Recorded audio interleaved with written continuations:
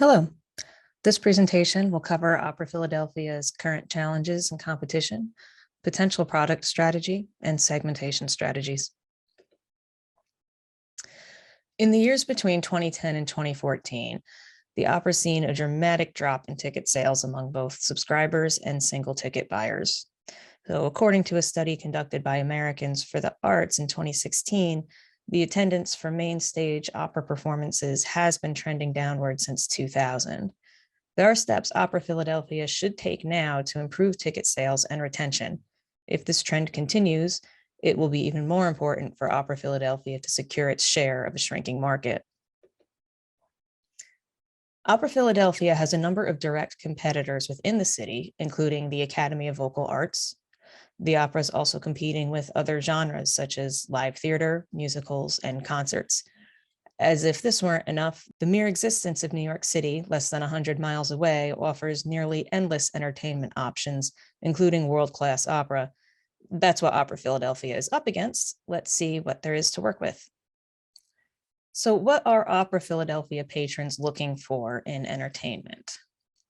Cicero Group did some research into desired attributes among Philadelphia patrons. Those surveyed consist of current and lapsed customers. Across all segments, the overwhelming emphasis is on artistry. Other preferred attributes include overall value for money and a premium experience.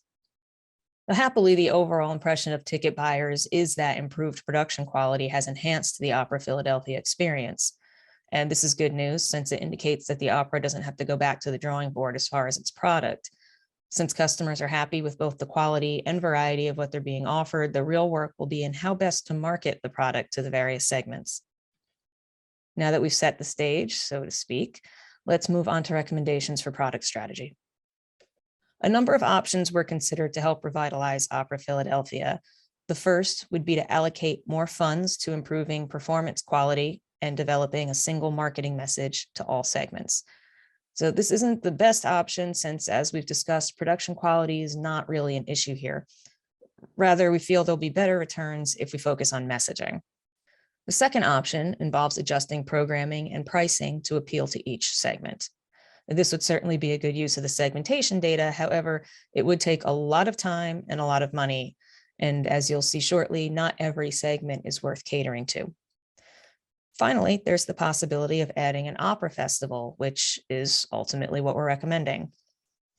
So why an opera festival? Opera festival has a number of advantages. First being, there's a lot of flexibility in the length of the festival, number of performances, and which performances are featured. Festivals tend to have smaller scale productions, so that's going to enable a lot of experimentation and possibly the opportunity to give a stage to some newcomers. The Opera Philadelphia can also curate blocks of performances to appeal to specific audiences. Tiered ticket packages offered at different price points. The festival will give the opportunity to gather feedback from attendees to help plan future performances. And finally, as we'll see, the patrons of Opera Philadelphia are a diverse group, so this flexibility is going to be incredibly helpful. Now, despite the diversity of the segments, the results of the survey revealed that a large number of opera patrons do already attend music festivals yearly. In fact, across all segments, 60% of respondents attend 1 to 2 music festivals each year. An additional 18% attend 3 to 4 festivals. So this strategy has the best chance of reinvigorating the existing and lapsed customer base, as well as bringing in new audience members. What will differ from one segment to another are the actual marketing strategies. So it's time to have a closer look at the personas we've developed. In terms of demographics, most of the personas are pretty similar. They tend to be between 28 and 67 years of age, female, Caucasian, have at least a bachelor's degree or higher, and all make over $50,000 per year. And as you can see, there's a range of interest in attending an opera festival between the segments. So now let's meet our personas and see what messaging will get them most excited about a fall opera festival. So first we have the festival fanatic. We're going to spend quite a bit of time with this segment as they're enthusiastic not only about opera, but specifically about an opera festival. So starting with some basic information, Unlike most of our segments, this one is predominantly male. They skew a bit younger, between 28 and 37 years of age, hold a bachelor's degree. Their opera attendance is quite healthy, with 83% of respondents from this segment having attended an opera in the last 3 years. And perhaps not surprisingly, the festival fanatic attends multiple music festivals each year. Over half of this segment makes it to up to 4 festivals annually, with some going to over 9. So festivals and opera are obviously an important part of this persona's lifestyle, which explains their excitement over having a festival. And this segment has by far the most enthusiastic responses to the possibility of a fall opera festival, with 77% liking the idea, 78% would attend, 79% would attend with family or friends, and 80% think it's a good introduction to opera. So when it comes to preferred attributes, this segment's focused on production quality above all else. Performances that are relatable yet edgy and groundbreaking are also appreciated. Highlighting performances by newcomers that are still relatable to this young segment will go a long way toward bringing festival fanatics and their friends out for this event. The next most promising segment is the opera rebel. And this persona is a bit of a free spirit, and she wants access to interesting performances that push the envelope a bit. Like the festival fanatic, the rebel attends the opera regularly.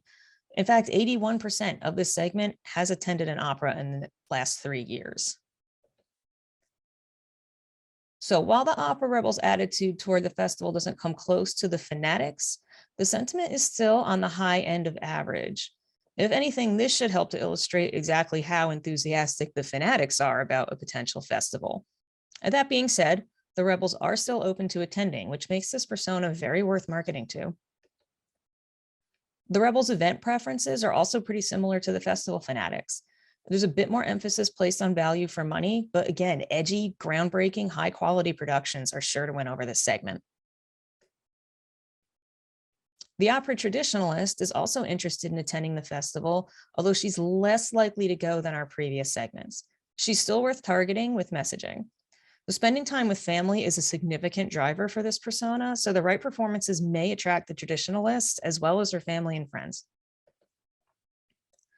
So she certainly likes the idea of a festival. What's interesting is that while only 36% of this segment said they would attend, 40% would attend if they were going with family and friends. The traditionalist also feels like this is a good introduction to opera. Again, high production quality is critical, followed closely by an interest in well-known talent and a desire for value. This segment desires family-friendly versions of familiar classics rather than edgier productions. So messaging for this persona should focus on approachable productions that might be appropriate for first-time opera goers, especially a younger audience. Finally, we have the value seekers segment. Again, this persona didn't express the same enthusiasm as her fanatics and rebels, but she could likely be persuaded with the right offer. While most in this segment think the festival is a good idea, it seems unlikely that many would actually attend. She does seem more likely to attend with family and friends, so some of the same messaging targeted at the traditionalist could appeal to the value seeker. Her preferences look very different from our other segments. The emphasis is on value rather than content. In fact, when selecting entertainment, budgetary considerations outweigh even production quality with this persona.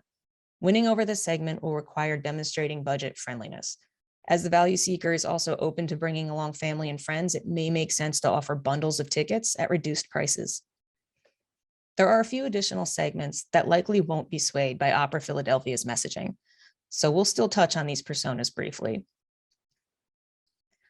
So despite the name, the opera opponent isn't strictly opposed to opera, but she is much more likely to attend other events, such as musicals or plays. And the opera occasional and the opera opponent segments are similar in a few key ways. Both do attend opera, but again, clearly prefer plays and musicals. The main difference is when it comes to preferred attributes, with the opera occasional being completely uninterested in performances that push artistic boundaries. And while the theater enthusiast certainly appreciates performances, she's also far more likely to attend a play or musical than an opera. And of all 8 segments, this one is least likely to attend an opera festival, and in fact, doesn't even think holding one is a good idea. Finally, the opera aficionado is a bit of a special case. Aficionados are likely to attend more than one opera per year, as well as other events like plays, musicals, and the symphony. They don't seem especially interested in attending a fall festival themselves, but see the value in that it's a good way to introduce new people to opera. This segment is also the most likely to be making over $250,000 per year, and it is the least concerned about value for money. So it's possible that they would be interested in supporting an opera festival financially rather than attending it themselves. So as the segment with the highest income and the least concern about cost, it's well worth reaching out to see if there are any patrons in this cluster. Well, while the data available from the survey does provide a wealth of valuable information, there are two other analyses that could help to dig a little deeper. Probably the most valuable step to be taken at this point is to perform additional cluster analysis. This could help reveal the most important variables among our clusters, granting additional insight and helping to further understand what may ultimately motivate each segment to purchase tickets, either to the festival or the regular season. Another possibility is discovering additional, more specific clusters, helping to further hone messaging. And finally, while some of the existing segments aren't going to be interested in a festival, more data on these personas may help to discern which could be worth marketing other products to. Another analysis I'd recommend is text analysis on recent emails, online reviews, or text from social media posts that may be available. By performing this analysis, I'd hope to unearth deeper insights into the most preferred attributes of Opera Philadelphia customers. By digging into text, there is a chance to further define these attributes and what they may mean to discrete segments. Now, armed with this information, Opera Philadelphia should be able to build a festival that really delivers to the audience. Finally, I'd encourage providing multiple ways to give feedback following the festival.